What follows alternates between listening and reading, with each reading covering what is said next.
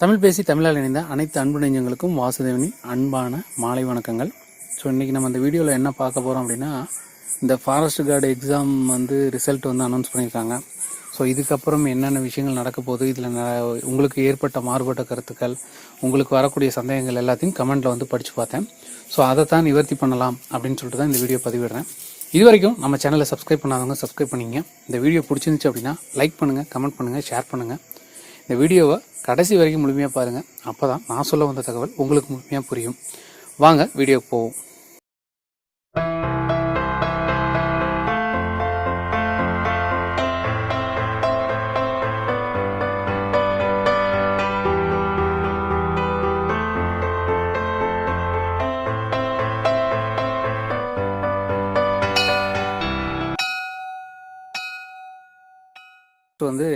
Forest card பார்த்தீங்கன்னா நேற்று இரவு அந்த ரிசல்ட் அனௌன்ஸ் ஆயிருந்துச்சு. நம்ம சேனலில் அதுக்கு முன்னாடியே 8 o'clock பார்த்தீங்கன்னா நம்ம சேனலில் நம்ம நியூஸ் சேனலில் டெலிகாஸ்ட் ஆனதை நம்ம போட்டிருந்தோம். ஸோ இந்த அளவுக்கு அப்டேட்டாக இருக்குன்னா நான் செய்தி பார்க்கும் பழக்கம் உள்ள ஒரு நபர். ஸோ அதனால் எனக்கு டக்குன்னு தெரிஞ்சுதுங்க, நான் அதனால் போட்டுவிட்டேன். நேற்று பார்த்தீங்கன்னா தைப்பூசம். ஸோ நிறைய பிஸியாக தான் இருந்தேன். பட் இருந்தாலும் இந்த ஒரு விஷயம் தென்பட்டோன்னே நான் போட்டேன். ஓகேங்களா.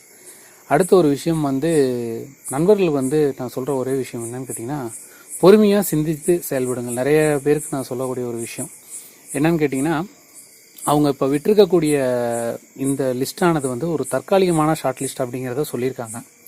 நிறைய பேர் கேட்டிருந்தாங்க, சார் 1:10 சொன்னீங்க, 1:6 சொன்னீங்க, 1:5 கூட வரலையே சார் அப்படின்னு சொல்லிட்டு. இவங்க கண்டிப்பாக 1:3, அதாவது 3 பேரை தான் இன்னைக்கு மோத விடுறது. அதாவது உங்களுக்கு காம்படிஷன் லெவல் 1:3 இருக்கும்னு தான் சொல்லியிருக்காங்க. ஓகேங்களா.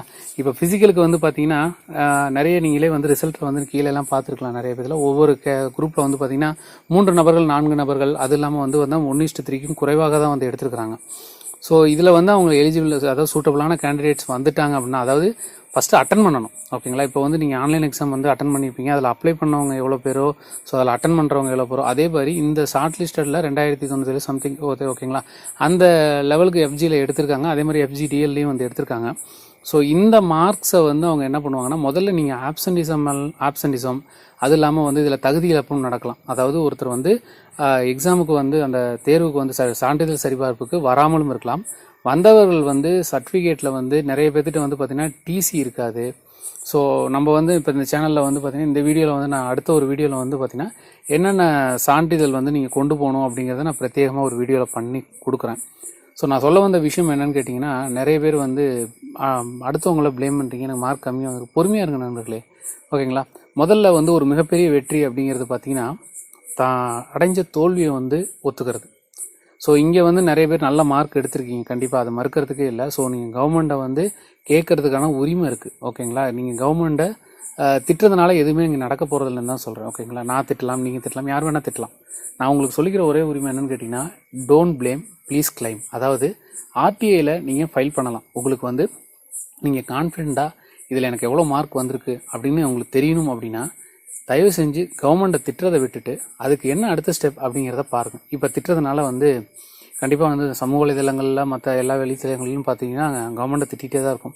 ஸோ எந்த மாற்றமும் நடந்துட போதில்லை. மாற்றம் நம்மகிட்ட இருந்து ஆரம்பிக்கணும். ஸோ இதை எப்படி கரெக்ட் பண்ணணும் அப்படின்னு சொல்கிறது, நம்ம வெறும் என்ன சொல்கிறது, சமூக வலைதள போராளிகளாக இல்லாமல் சமூக போராளிகளாக மாறுங்கன்னு தான் சொல்கிறேன். ஓகேங்களா. உங்களை யாரும் நான் கவர்மெண்ட்டுக்கு எதிராக தூண்டி விடலாம் இல்லை. உங்களோட உரிமை அப்படின்னு சொல்லக்கூடிய அந்த விஷயத்தை நீங்கள் கவர்மெண்ட் கேட்டு பெறுங்க. ஓகேங்களா. இந்த கவர்மெண்ட் இந்த விஷயங்களை பண்ணுறாங்க அப்படின்னா அதுக்கு தேர் இஸ் அ ப்ரொசீஜர். ஓகேங்களா. ஒரு ப்ரொசீஜர் இருக்குது. இங்கே நான் நிறைய பேருக்கு தெளிவுபடுத்தி விரும்புகிறேன். நார்மலைசேஷனில் உங்களுடைய பழைய மார்க், அதாவது நீங்கள் ஆன்சர் கீ செக் பண்ணி அதுக்கப்புறம் அதுக்கு முன்னாடியே கொஸ்டின் அண்ட் ஆன்சர் சேலஞ்ச் பண்ணி ஆன்சர் கீ செக் பண்ணும்போது எத்தனை நபர்கள் ஆட் பண்ணியிருக்கீங்க, அதே மாதிரி தவறான விடையில கழித்திருக்கீங்கன்னு தெரியாது. நிறைய நண்பர்கள் சொல்கிறது அவரும் நானும் சேம் மார்க் ஆனால் வந்திருக்கு அப்படின்ட்டு. ஸோ அவங்களோட ரிசர்வேஷன் கோட்டாவை அந்த மாதிரிலாம் ஃபில் பண்ணிட முடியாது நண்பா. ஸோ அவங்க சர்டன் ரூல்ஸ் அண்ட் ரெகுலேஷன் ரிசர்வேஷனுக்கான அந்த விதிகளை பயன்படுத்தி தான் பண்ணியிருக்காங்க. ஸோ இந்த வீடியோ நான் போட வேண்டிய ஒரு கட்டாயம் வந்துச்சு. ஏன்னா நண்பர்கள் நிறைய பேர் ஃப்ரஸ்ட்ரேஷனில் இருப்பீங்க அப்படின்னு. ஸோ முதல்ல நம்ம ஒரு கவர்மெண்ட் வேலை கிடைக்கிது அப்படின்னா அந்த வேலைக்கு நம்ம தகுதியான நபர்களா, அதாவது நம்ம அந்தளவுக்கு எலிஜிபிள் மார்க்ஸ் வாங்கியிருக்கோமா அப்படிங்கிறத செக் பண்ணணும். ஸோ நம்ம எலிஜிபிள் மார்க்ஸ் வாங்கலைன்னா அடுத்த எக்ஸாமுக்கு ப்ரிப்பேர் பண்ணணும். ஸோ யாரையும் டிமோட்டிவேட் பண்ணுறதுக்காக அந்த ஒரு விஷயத்த சொல்லலை. ஓகேங்களா. முதல்ல நம்ம ஒரு ஃபெயிலியர் ஆகிறோம் அப்படின்னா அந்த ஃபெயிலியர்லேருந்து நம்ம கற்றுக்கணுங்க. ஓகேங்களா. இது வந்து தத்துவங்கள் உலக பெரிய மேதாவிகள்லாம் சொல்லிட்டு போன விஷயமா இருந்தால் கூட வாழ்க்கையோட பேசிக் சாராம்சமே வந்து பொறுமையாக இருங்க. அவங்க வந்து இந்த சர்டிஃபிகேட் வெரிஃபிகேஷன் முடிச்சதுக்கப்புறம் உங்களுக்கு அப்ஸ்ட்ராக்ட் கட் ஆஃப் மார்க்ஸை வந்து அதாவது ஒவ்வொரு கேட்டகரிலேருந்து எவ்வளோ வந்து செலக்ட் பண்ணியிருக்காங்கங்கிறத ரிலீஸ் பண்ணுவாங்க. ஓகேங்களா. அதுக்கப்புறம் ஃபிசிக்கல் முடிச்சதுக்கப்புறம் எவ்வளோ கேண்டிடேட்ஸ் வந்து அப்பியர் டு த இன்டர்வியூ அப்படிங்கிறதையும் சொல்லுவாங்க. ஸோ சர்டிஃபிகேட் வெரிஃபிகேஷனில் எவ்வளோ அப்ஸ்ட்ராக்ட் மார்க் எடுத்தாங்க 2016 நீங்கள் பார்த்துருப்பீங்க. இது கணிப்பு கிடையாது. ஸோ நான் இன்றைக்கி போட்ட ஆடியோவும் அதை வந்து உறுதிப்படுத்துகிற விதமாக தான் இருக்குது. இண்டிவிஜுவல் மார்க்ஸ் வந்து நீங்கள் வந்து பார்த்தீங்கன்னா இப்போ ரெக்கார்ட்ஸ் அந்த இன்டர்வியூ அண்ட் ரெக்கார்ட்ஸுக்கு 25 மார்க்ஸ் இருக்குது. ஸோ நார்மலைசேஷன் ஸ்கோரை நீங்கள் பார்க்கணும் அப்படின்னா நீங்கள் இந்த எலிஜிபிள் ரவுண்டை வந்து நீங்கள் நார்மலைசேஷன் ஸ்கோரை வந்து நீங்கள் பெறுவதற்கு உங்களுக்கு எல்லா உரிமையும் இருக்கும். நான் அதில் வந்து மாற்று கருத்தும் கிடையாது. நீங்கள் ஆர்டிஐ ஃபைல் பண்ணால் மட்டும்தான் உங்களுக்கு அந்த ரெஜிஸ்ட்ரேஷன் நம்பர் இப்போ நீங்கள் உடனே வேணும் அப்படின்னு கேட்குற பட்சத்தில் நான் சொல்கிறேன். இது இல்லாத நண்பர்களுக்கு பொறுமையாக காத்துருங்க. அதாவது எல்லாருக்குமே கிடைக்குமான்னு தான் நான் கேட்டிருந்தேன். அவங்க சொன்ன பதில் அதுவாகத்தான் இருக்குது. ஸோ நம்மிடம் வந்து இதை வச்சு கூட நம்ம அவங்ககிட்ட பேசலாம், ஒன்றும் பிரச்சனை இல்லை. நீங்கள் ஆர்டிஐ ஃபைல் பண்ணுறதுனா ஆர்டிஐ ஃபைல் பண்ணி உங்களுக்கான மார்க்கை நீங்கள் கேட்டு பெறலாம். ஸோ ஒவ்வொருத்தரும் வந்து ஆர்டிஐ வந்து வெப்சைட் வந்து நண்பர்களில் சில பேர் கமெண்ட்டில் வந்து சொல்லியிருந்தாங்க. ஸோ அதை வந்து நீங்கள் ஃபாலோ பண்ணி நீங்கள் உங்களோட மார்க்கை வந்து கேட்டு பெறுவதற்கான அனைத்து உரிமையும் உங்களுக்கு உள்ளது. இன்னொரு விஷயம் சொல்லிக்கிறேன். ஸோ இந்த விஷயத்தில் வந்து நிறைய பேர் வந்து நான் கம்மியாக வந்து அதாவது உலகத்தில் வந்து ஒரு 3 டைப் ஆஃப் பீப்புள் இருக்காங்க. அதாவது தன்னுடைய தோல்வியை ஒப்புக்கொள்பவர்கள், தன்னுடைய தோல்விக்காக இன்னொருவரை வந்து 2வது ரகம் பார்த்தீங்கன்னா இன்னொரு தோல்விக்காக இன்னொருவரை வந்து ப்ளேம் பண்ணுறவங்க, அவங்க மேலே பழி போடுவார்கள். இன்னொரு 3வது ரகம் அப்படின்னு ஒன்று இருக்குது. அந்த 3வது ரகம் பார்த்திங்கன்னா நான் வந்து ரொம்ப எஃபர்ட்லாம் போடவே இல்லைப்பா, ஆனால் வந்து பார்த்திங்கன்னா நான் சக்ஸஸ் ஆகிட்டேன் அப்படின்னு சொல்கிறேன். அந்த நபர்களுக்கு நான் சொல்கிறது என்னென்னா, உங்களோட எஃபர்ட் போடாமல் எதுவுமே நடந்துடாது. அங்கே வந்து நீங்கள் பண்ண ஆன்சர்ஸு இது மட்டும்தாங்க பேசும். ஸோ இதை வந்து நீங்கள் தவறாக எடுத்துக்கொள்ள வேண்டாம், பர்சனலாக எடுத்துக்கொள்ள வேண்டாம். இந்த மாதிரியான 3 பீப்புளை வந்து நீங்கள் அவாய்ட் பண்ணுங்கள். நெகட்டிவாக இருக்க பீப்புளை ஓரந்தள்ளி வைங்க. அரசு வேலை அப்படிங்கிறது எல்லாருக்கும் எட்டக்கூடிய கனி தான், நீங்கள் எட்டி பிடிக்கிற அளவுக்கு உயரத்தில் இருந்தால். ஓகேங்களா. ஸோ அந்த எட்டி பிடிக்கிற அளவுக்கு உங்களுடைய உயரத்தை நல்லா வந்து உயரப்படுத்தி கொள்ளுங்கள். ஓகேங்களா.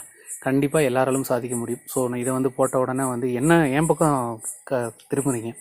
ஸோ நீ ஃபாரஸ்ட் கார்டு எழுதிருக்கியா, மார்க் கம்மியாக இருக்கனால தான் வந்து அதை பண்ணுற இதை பண்ணுற அப்படி இப்படின்னு.